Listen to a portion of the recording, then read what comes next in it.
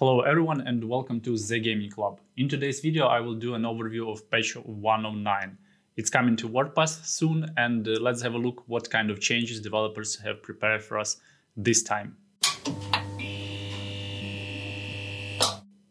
Warpath is now available both on Android and iOS devices, but if you would like to play it on your computer, you can do that with the help of BlueStacks. To download BlueStacks, there is a referral link in the video description, and it will allow you to launch Warpath in a landscape mode with slightly wider point of view, which will give you an advantage on the battlefield. Now let's talk about what was mentioned in the developer war room update that came from Warpath developers some time ago.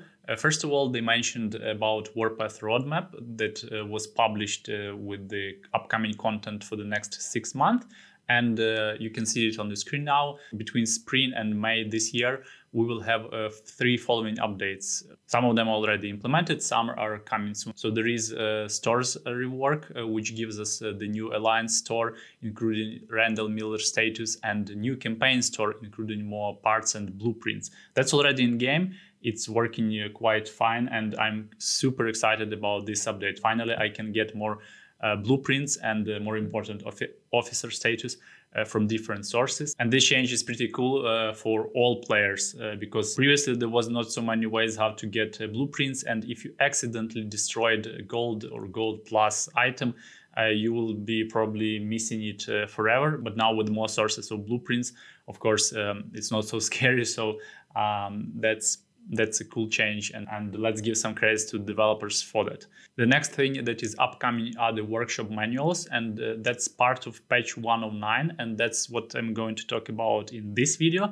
And the next update that we are expecting soon is the League Wars, starting I guess in Moscow, which is tier 4 city, and there will be some kind of new event with more rewards, special officer status, and brand new battlegrounds. Quite excited about that.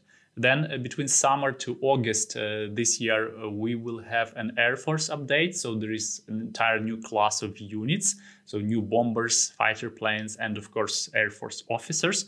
Then we'll have an opportunity to customize our base and change its appearance, which I was hoping for a long time. And I think this is really cool add-on to the game to make your base somehow unique. Then there is an arena feature upcoming. I have no idea about that. It just says some kind of new PvP gameplay.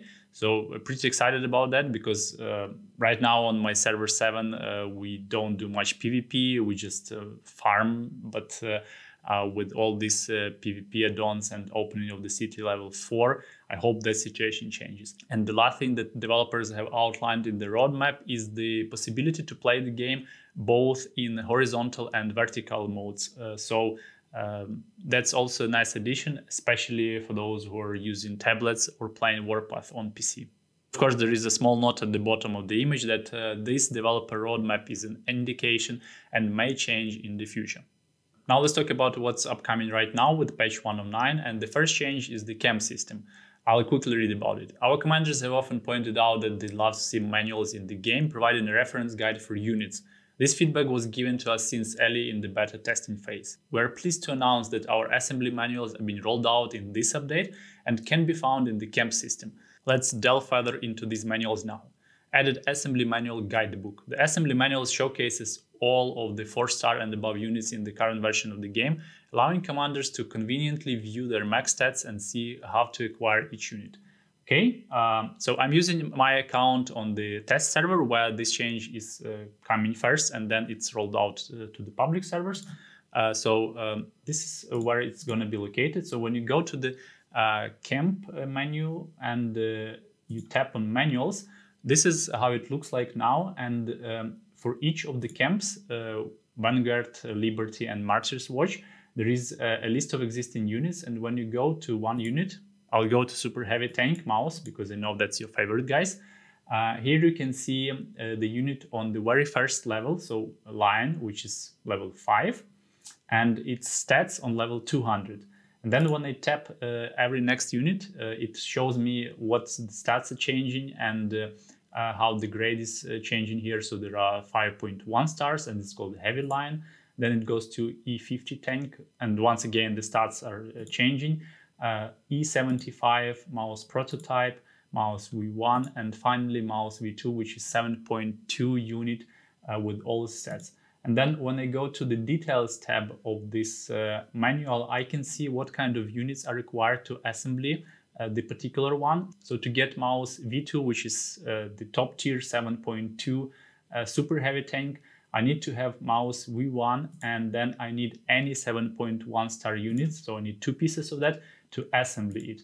And what developers have added here, if you do that kind of assembly on each stage, you will have some kind of rewards. So that's the Vanguard rank bonus reward. Then you will have a blueprint. So on the low layers, that's silver super heavy blueprint, and you will have some coupons. The higher tier of unit you assemble, the better rewards you will be getting. So then it goes with this increased rank bonus reward, another silver blueprint, and after that again silver blueprint. At mouse prototype stage, which is 7th grade, you start getting gold plus tank blueprint, but it's not the blueprint directly, it's a chest, and out of this chest you can actually get either a gold plus or gold plus super heavy tank blueprint.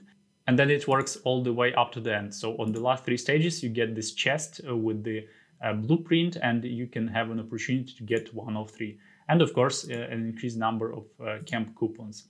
So if you look at some other unit, for example, my favorite Liberty medium tank, it starts with the 4-star one, and then again the situation is the same. It shows you which units you need to assemble, and per each assembly you will get some rewards. So I think it's a one-time reward. So as soon as you assemble it once, you claim this reward, and then you can craft this blueprint, which I believe is a super duper good addition to this game. It's nice, it's clean, and I think it really helps all the new players out there, because current assembly system is quite confusing, and people ask about that most often. There is the same thing for Martyr's Watch. For example, if you go to the rocket launcher, you can also see the stats of the unit at each grade. I don't know how to actually call this thing. And at each stage, as soon as you progress your unit, you will get these nice rewards.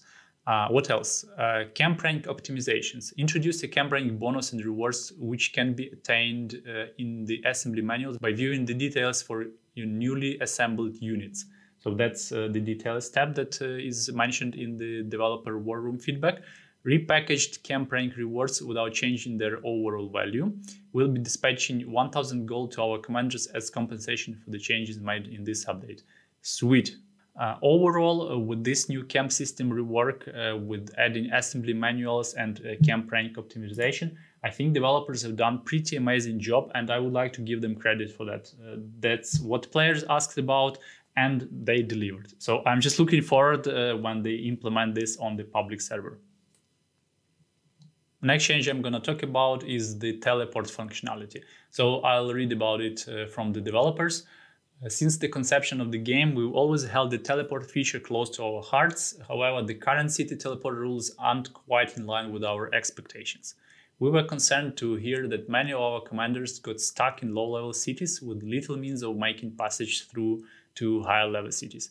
Even if your alliance successfully captured a transport node or established a central command in another city, without access to a stack of entry permits, commanders were still finding themselves unable to move freely between 2 cities.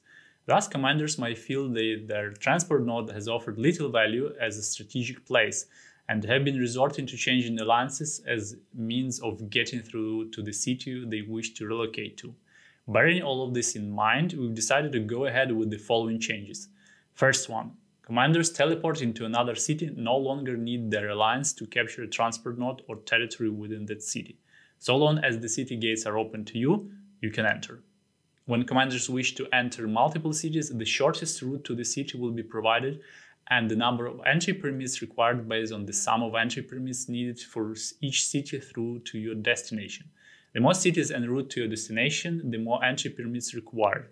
Let's say you're heading from Smolensk through to Kursk. You'll need to pass through Vilnius, Lviv, and Bryansk on the way. There are 4 cities including your destination, thus you'll need 4 entry permits. But if a commander's alliance captures a transport node allowing passage to another city, Alliance members will not need to expend entry permits to enter or return from this city. Now that's an interesting change, and it completely changes the value of entry permits, which were super difficult to get before, and the only reliable source of it was the showdown event, but for the past month or two it didn't even happen, probably as a preparation of this upcoming patch. I don't know. What is interesting to me is that the teleporting to another city is no longer requiring a transport node, which kind of changes the idea of holding the city to the alliance, and now everyone can invade it, which means probably it will be more PvP as it was before. From other side, the alliance holding the city has less means how to prevent the attacker of capturing it, because now it's easier to invade it. My question here to the developers will be how they're gonna play around the city level 4, because obviously everyone would like to get there at some point for better resources and all the bonuses that are coming with the city. I don't know, maybe there will be some new buildings like military zones that will give tech research boost or some other buildings, which I have no idea about, just anticipating here. Now, about the thing with more entry permits required the farther you travel, I'm not sure that if that's a good change, because again, depends how far from you are from city level 4, and then where we are going to get these entry permits from. I know that you can buy them from the shop, and the other thing was the showdown event, as I mentioned before. And I think that's about it. So guys, let me know in the comments, what do you think about this new upcoming change? Do you like it, or you think it needs further improvement? And if it does, what kind of ideas or suggestions you have here? And I'll make sure to pass this information to the developers. And the last change that I would like to cover today is the power grades rework. So what developers wrote: we discovered that there was a jump in power between power grades 9 and 10, thus we decided to make the following optimizations starting at grade 9. We added 2 more power grades so that the max grade is now 12. However, the power value of the max grade remains unchanged. The power needed for a power promotion to the previous grade 10 and the new grade 12 is the same. We redesigned the power grades from grade 9 to grade 12 by specifying new power preconditions for regular, advanced, elite and super elite units. Added power grades 11 and 12 specifications and buffs. More buffs will now be available. Okay, let's have a look at some random unit. I have my tiger here, and when I tap on power grades, I scroll down, and that's where you can see all these new grades. So level 9 here. So the amount of power that you need to reach here is less compared to the original one. And the level 10 starts already at 18,000 points and ends at 24,000 of points. And then there are 2 new grades, which you can see on the screen, 11 and 12. And here you see the main amount of points distributed. So what I think, that's true that there was a huge power jump between power grades 9 and 10. Sometimes when you saw a unit level 10 on the battlefield, you think, oh, well, I need to run away because it's quite strong. So I think having more grades with more granular distribution of the sub-levels between them is an improvement. And on top of that, developers have promised to return the power display feature, which gives just a numeric value of how strong the unit is. So altogether, all the changes, I think it's benefiting the players, and it will be easier to understand the situation on the battlefield, which I like. And again, I would like to give some credit to developers because this is a nice change. Thanks, guys.